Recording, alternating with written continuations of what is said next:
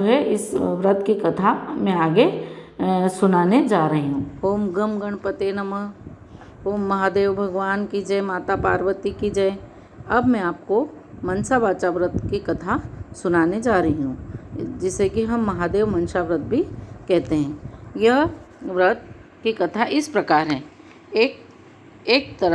एक समय तरह तरह के फल फूल और सुंदर सुंदर जड़ी बूटियों से शोभायमान कैलाश पर्वत पर विराजमान श्री भगवान शंकर जी से श्री पार्वती जी बोली, हे जगत के स्वामी, आज मन व बहलाव के वास्ते आप और मैं चौपड़ का खेल खेलें।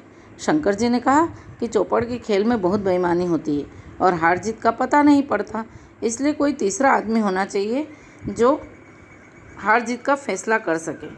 पार्वती जी ने ऐसा सुनकर अपने शरीर से मेल उतारा और आदमी की सूरत का पुतला बनाकर रख दिया और कह दिया कि हे पुत्र, हम दोनों की हार जीत का फैसला करना। ऐसा वचन बोलकर महादेव जी और पार्वती जी ने पासा फेंका और पुत्र से पूछा कि कौन जीता कौन हारा। पुत्र ने कहा भगवान शंकर जीते और पार्वती जी हारी। महादेव जी ने दूसरी बार पासा फेंका, फिर पूछा कौन जीता कौन हारा। पुत्र बोला भगवान शंकर जीते और माता पार्वती हारी। तीसरी बार पार्वती जी ने पासा फेंका और पुत्र से पूछा बताओ कौन जीता कौन हारा। पुत्र ने मन में सोचा यदि कहूँ शंकर भगवान हारे तो भगवान शंकर मुझे श्राप दे देंगे, इसलिए कहा कि शंकर भगवान जीते और पार्वती जी हारी। तब तो पार्वती जी ने यह सुनकर उनको बहुत क्रोध आया और उस क्रोध में अपने पुत्र को श्राप दे दिया कि तू कोढ़ी हो जाएगा और रोता भटकता फिरेगा। यह सुनकर पुत्र उठा और एक तरफ चल पड़ा। बहुत दूर चलते चलते एक भयानक जंगल में आया। उसने देखा कि 12 कोस की दूरी में फैला हुआ एक बड़ा तालाब है और उसकी पाल पर बड़ और पीपल के पेड़ हैं, जिनके नीचे इंद्र की स्त्री इंद्राणी, ब्रह्मा की स्त्री ब्रह्माणी और देवताओं की स्त्रियां बैठकर व्रत पूजन कर रही हैं। उन व्रत करती हुई स्त्रियों को देखकर पार्वती जी ने के पुत्र अंगद जी ने पूछा कि तुम यह क्या कर रही हो। तब देवताओं की स्त्रियों ने कहा यह सब मनसा वाचा व्रत नाम के महादेव जी के व्रत का पूजन कर रही हैं, इसके करने से क्या फल होता है। तब देवताओं की स्त्रियों ने कहा इस व्रत के करने से मन की सभी इच्छाएं पूर्ण होती है। अंगद जी ने कहा कि इस व्रत को मैं भी करूँगा। ऐसा विचार कर उन्होंने किसी से चावल, किसी से सुपारी और पूजा का सामान लेकर व्रत शुरू कर दिया। अंगद जी को देवताओं की स्त्रियों ने व्रत का सारा तरीका बता दिया कि जब श्रावण शुद्धि के पहले सोमवार को कुंवारी लड़की से 2 पोनी सूत कताकर डोरा करे और उस डोरे से भगवान शंकर का भोजन कार्तिक सुदी चौथ तक हर सोमवार तक करता रहे। कार्तिक सुदी चौथ के दिन इसका उजरण करे अर्थात उद्यापन करे, तब 1.25 सेर घी, 1.25 सेर गुड़ और 1.25 सेर आटे का चूरमा बनाकर उसके 4 हिस्से बना ले। एक हिस्सा ब्राह्मण को, एक हिस्सा साधु को, एक हिस्सा गाय को देवे और एक हिस्सा सबको बांट देवे। सबको बराबर बराबर देवे, किसी को कम किसी को ज़्यादा नहीं देना है। इस बताए हुए नियम से अंगद जी को व्रत करते हुए 4 साल हो गए। इधर एक दिन अंगद जी को याद कर पार्वती जी ने महादेव जी से कहा कि पुत्र को बहुत दिन हो गए, कोई समाचार भी अभी तक नहीं आया, कृपा कर कोई ऐसा व्रत बताओ जिसके करने से पुत्र मिल जाए। तब महादेव जी ने बताया कि श्रावण शुद्धि के पहले सोमवार को कुंवारी लड़की से 2 पोनी सूत कतावे और उसका डोरा बनाकर गेरू रंग में रंग कर उससे हर सोमवार को महादेव जी की पूजा करें। फिर कार्तिक शुद्धि चौथ को इसका उजरण करें, उसमें 1.25 सेर घी, 1.25 सेर गुड़ और 1.25 सेर आटे का चूरमा लेकर बनावे और 1.25 सेर आटा लेकर चूरमा बनावे। उनमें से एक भाग राजा हो या गरीब सबको बराबर बांट देवे। इस तरह बताए हुए ढंग से पार्वती जी को व्रत करते हुए 4 वर्ष हो गए। इधर एक दिन पुत्र के मन में आया कि माता पिता के पास मिलने के लिए जाना चाहिए। व्रत करने से अंगद जी की देह इंसान जैसी सुंदर हो गई। अंगद जी माता पार्वती के पास जाकर खड़े हो गए। पुत्र को आया देखकर पार्वती जी हंसने लगी। अंगद जी यह देखकर पीछे हट गए। पार्वती जी ने पूछा तुम पीछे क्यों हट गए। तब पुत्र ने कहा कि मेरे बिना बुलाए आने पर आप हंसी, इसलिए मैं पीछे हट गया। इस पर पार्वती जी ने कहा मैं तुम्हारे आने पर नहीं हंसी, मैं तो व्रत के प्रभाव पर हंसी हूँ, क्योंकि तुमसे मिलने के लिए मैंने मनसा वाचा व्रत किया था। तब अंगद जी ने कहा मैंने भी यह व्रत किया है। पार्वती जी बोली कि इस व्रत के करने से ही तुम्हारा श्राप मिट गया और मैंने इस व्रत को किया तो तुम मुझे मिल गए। तुम क्या चाहते हो सो कहो। पुत्र बोला मैं उज्जैन नगरी का में राज्य करना चाहता हूँ। यह कहकर वो उज्जैन की तरफ चल पड़ा। उज्जैन पहुंचकर वह राजा रानी से मिला। राजा रानी बूढ़े हो गए थे, उनके कोई पुत्र नहीं था, केवल एक कन्या थी। राजा रानी ने सोचा कि हम बूढ़े हो गए हैं, इसलिए अपनी कन्या का विवाह किसी अच्छे वर के साथ करके सारा राजपाट उसे संभला देंगे। ऐसा विचार करके उन्होंने एक स्वयंवर रचा, जिसमें देश के बड़े बड़े राजकुमार बुलाए गए। स्वयंवर में एक हथिनी को सजाकर राजा ने हथिनी के हाथ जोड़कर कहा कि हे हथिनी देवी, इन सब में जो राज करने का अधिकारी हो और कन्या के लिए श्रेष्ठ वर हो, उसी के गले में ये माला डाल देना। यह कहकर हथिनी की सूंड में वह माला पकड़ा दी। हथिनी ने चारों तरफ देखभाल करके पार्वती जी के पुत्र अंगद जी के गले में माला डाल दी। तब सब ने कहा कि हथिनी चूक गई है। फिर हथिनी का श्रृंगार किया और हाथ जोड़कर कहा, जो इस राज्य को भोगने का अधिकारी हो और राजकुमारी के लिए अच्छा वर हो, उसी के गले में यह माला डाल देना। यह कहकर माला हथिनी की सूंड में पकड़ा दी। अंगद जी को पहले ही वहाँ से निकाल दिया। तब हथिनी ने घूम फिर कर बाहर निकलकर फिर अंगद जी के गले में माला डाल दी। तब फिर सब लोगों ने कहा कि हथिनी ने हट कर लिए, इसलिए फिर उसी के गले में माला डाल दी। ऐसा विचार कर फिर हथिनी को सजाया गया और माला देकर निवेदन किया कि हे गजराज, तू देवता स्वरूप है, सो जो इस राज का मालिक बनकर राज्य भोगने वाला हो और राजकुमारी के लिए श्रेष्ठ वर हो, उसी के गले में ये माला डाल देना। अंगद जी को पहले ही मार पीट कर बाहर निकाल दिया गया था। हथिनी ने घूम फिर कर फिर बाहर निकल आई और उनके गले में माला डाल दी। तब राजा ने नगर के सेठ को बुलाकर हुक्म दिया कि इन अंगद जी को आप अपने घर ले जाकर बारात बनाकर लाओ। सेठ अंगद जी को घर ले गया और वहाँ से बारात बनाकर राजा के घर यहाँ ले आया। राजा ने पंडित को बुलाकर मंडप की रचना करवाई और अपनी कन्या के साथ अंगद जी का विवाह कर दिया। सारा राजपाट उनको सौंप दिया अपने खर्च के लिए। केवल 4 गांव रख लिए। राजकुमारी ने पूछा कि आपका नाम क्या है, जाति क्या है और आपके माता पिता कौन है? तब उन्होंने कहा, मेरा नाम अंगद है और महादेव जी और पार्वती जी मेरे माता पिता हैं। राजकुमारी ने कहा कि श्री महादेव जी पार्वती जी तो देवलोक के देवता हैं, इसलिए इस मृत्युलोक में तुम्हारे माता पिता कैसे हो सकते हैं? तब अंगद जी ने कहा कि एक समय सुंदर फूल और वनस्पतियों से सुशोभित कैलाश पर्वत पर महादेव जी विराजमान थे। पार्वती जी और महादेव जी दोनों चौपड़ खेलने लगे और महादेव जी ने कहा कि हार जीत का फैसला करने के लिए तीसरा कोई होना चाहिए। तब पार्वती जी ने अपने शरीर का मैल उतारकर पुत्र की सूरत बनाकर पुतला बना दिया और महादेव जी ने उसमें जान डाल दी। तब मुझसे कहा कि हमारी चौपड़ में हार जीत का फैसला करो कि गवाही देना। तब महादेव जी ने पासा फेंका और मुझसे पूछा, कौन जीता? मैंने कहा, महादेव जी जीते। दूसरी बार भी महादेव जी जीते और पार्वती जी हारी। तीसरी बार पार्वती जी ने पासा चलाकर पूछा, पुत्र कौन जीता कौन हारा? मैंने सोचा कि अगर मैं कहूँ महादेव जी हारे तो और मैं पार्वती जी जीती तो महादेव जी मुझे श्राप दे देंगे, इसलिए मैंने कहा महादेव जी जीते और पार्वती जी हारी। पार्वती जी ने यह सुनकर मुझे श्राप दे दिया कि तू कोढ़ी हो जाएगा और मारा मारा भटकता फिरेगा। पार्वती जी के श्राप देने पर मैं वहाँ से चलकर एक भयानक जंगल में पहुँचा। वहाँ पर बड़े भारी तालाब और बड़ के पीपल के पेड़ थे। उस स्थान पर इंद्राणी, ब्रह्माणी और देवताओं की स्त्रियाँ व्रत कर रही थी। उनके व्रत को देखकर मैंने उनसे पूछा कि ऐसा करने से क्या होता है। तब उन्होंने व्रत के प्रभाव और उसके करने की विधि बताई। तब मैंने किसी से सुपारी, किसी से चावल मांगकर व्रत शुरू किया। श्रावण सुदी के पहले सोमवार के दिन कुंवारी कन्या से 2.5 पुनी सूत कतवाकर डोरा किया और उसको गेरू में रंग कर महादेव जी की पूजा की और कार्तिक सुदी चौथ को विसर्जन कर 1.25 सेर घी, 1.25 सेर गुड़, 1.25 सेर आटा इनका चूरमा बनाकर सबको बराबर बांट दिया। इस प्रकार यह व्रत पूरा किया।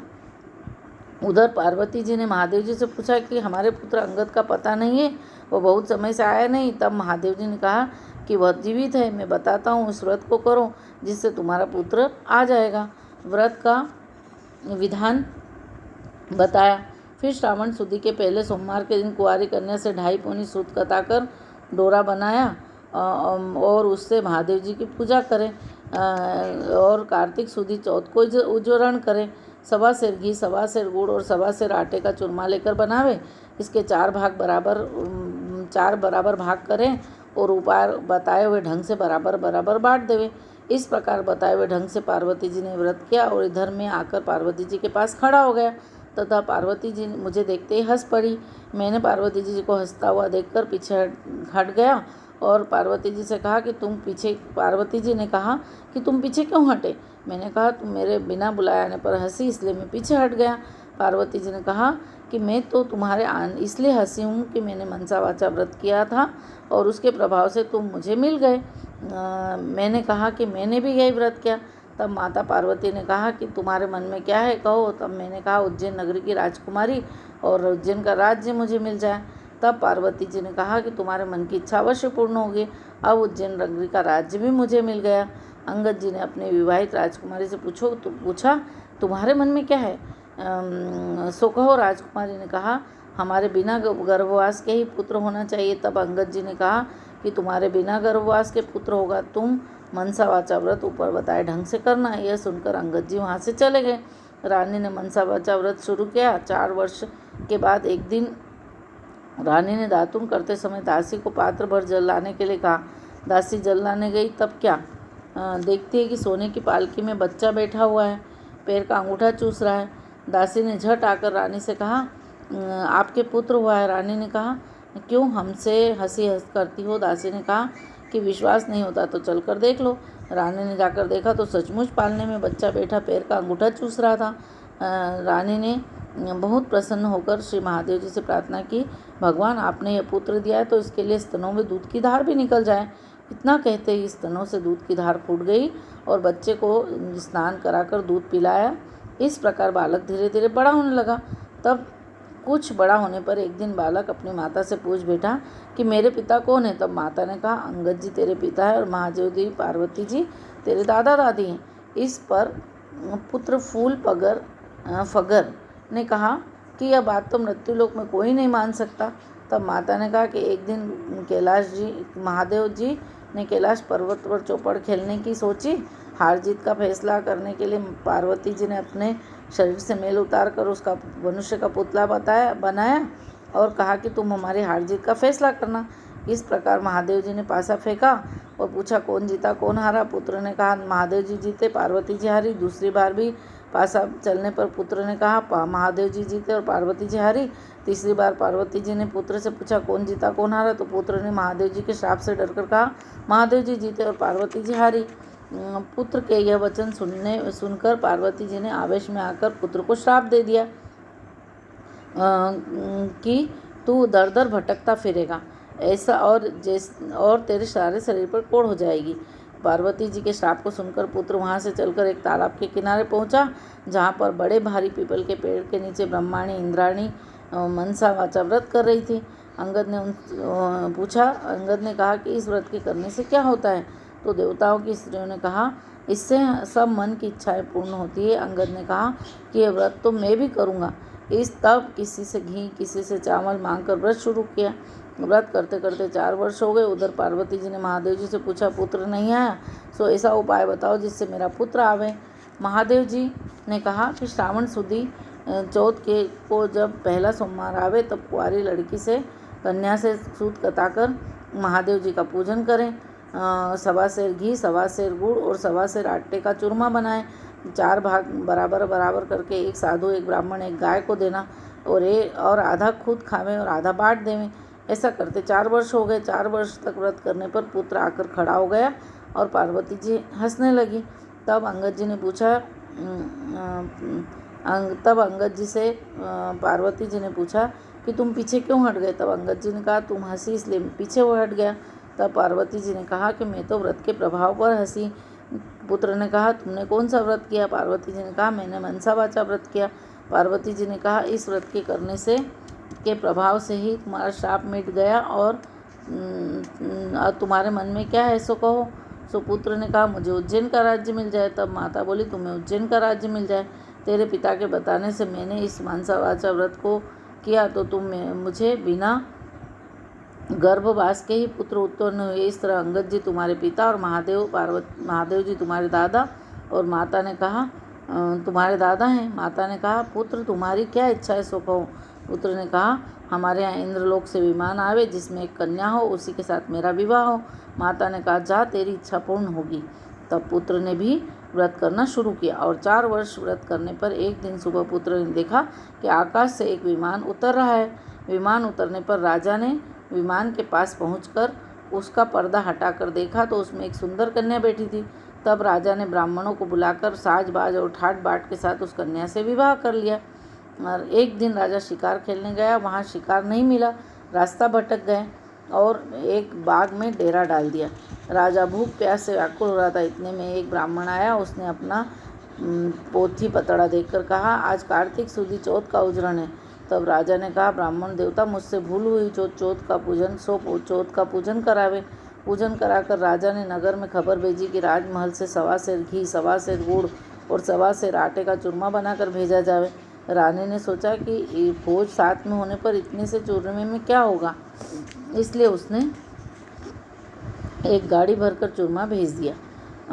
राजा ने सोचा कि मेरे लिए तो यह काफ़ी है, किंतु भोज के लिए तो थोड़ा होगा। इतने में ही महादेव जी ने गुस्से में भरकर राजा को स्वप्न में कहा कि तुम अपनी रानी को घर से निकाल दो, नहीं तो तुम्हारा राज्य नष्ट कर दूंगा। तब राजा ने खुद महल में जाकर रानी को डांट डपट कर राज्य से निकाल दिया। रानी महल से निकल जाने पर जाने लगी। तब रास्ते में दीवान मिल गया। उसने रानी से पूछा, कहाँ जा रही हो? तब रानी ने सब हाल कहा। दीवान ने कहा, राजा साहब का गुस्सा कम होने पर उन्हें समझा देंगे, आप मेरे घर चलें। इस प्रकार रानी को अपने घर ले गए। वहाँ पहुँचते ही दीवान अंधा हो गया। तब दीवान ने रानी से हाथ जोड़कर कहा कि आप यहाँ से चली जाएं। रानी वहाँ से चली। तब रास्ते में उसे नगर में का बड़ा सेठ मिला। उसने रानी से पूछा, कहाँ जा रही हो? रानी ने कहा, राजा ने गुस्से में आकर मुझे देश निकाला दे दिया है। तब सेठ ने कहा, आप राजा को 1-2 दिन में हम समझा देंगे, आप मेरी हवेली में चले। रानी के पहुंचते ही सेठ भी अंधा हो गया, कारोबार ठप हो गया। हुंडियाँ बंद होने से सेठ जी दिवालिया होने लगा। तब सेठ जी ने हाथ जोड़कर रानी से कहा, आप यहाँ से चली जाए। रानी ने वहाँ से चल पड़ी। आगे चलकर वह एक कुम्हार मिला। उसने रानी से पूछा, आप किधर जा रही हो? तब रानी ने राजा के गुस्से से आकर निकालने की बात कही। तब कुम्हार ने कहा, राजा जी को 1-2 दिन में समझा देंगे, आप मेरे घर चलो। रानी कुम्हार के घर चली गई। घर पहुँचते ही कुम्हार का अंधा हो गया और उसका आवा फूट गया। तब कुम्हार हाथ जोड़कर रानी से कहने लगा, आप यहाँ से चली जाइए। यह सुनकर रानी ने कहा, वहाँ से चल पड़ी। आगे चलने पर रास्ते में एक माली मिला। उसने पूछा, आप किधर जा रही हो? तब रानी ने माली को देश निकाले की बात कही। माली ने कहा कि आप मेरे बाग में चलो, 1-2 दिन में राजा साहब को मना लेंगे। रानी के बाग में जाते ही हरा भरा बाग जलकर कोयले के समान हो गया और माली भी अंधा हो गया। तब माली ने हाथ जोड़कर रानी से कहा कि आप यहाँ से चली जाए। रानी सोचने लगी, मैंने ऐसा कौन सा पाप किया जिसके कारण मैं जहाँ भी जाती हूँ वहीं अनर्थ हो जाता है। अब इस जीवन से तो मरना ही अच्छा है। ये सोचकर वहाँ से चल पड़ी। आगे 2 रास्ते थे, एक 6 महीने का था और एक 3 दिन का था। रानी 3 दिन के रास्ते में चल पड़ी।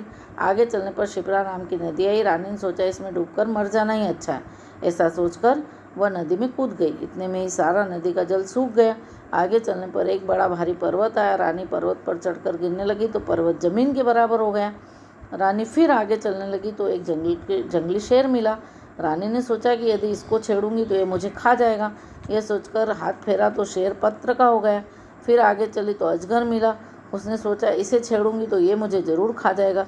यह सोचकर अजगर को छेड़ा तो वो रस्सी का बन गया। वहाँ से आगे चली तो चलते चलते वहाँ एक बड़ा भारी पीपल का पेड़ आया। उसके नीचे पीपल का पेड़ आया। उसके नीचे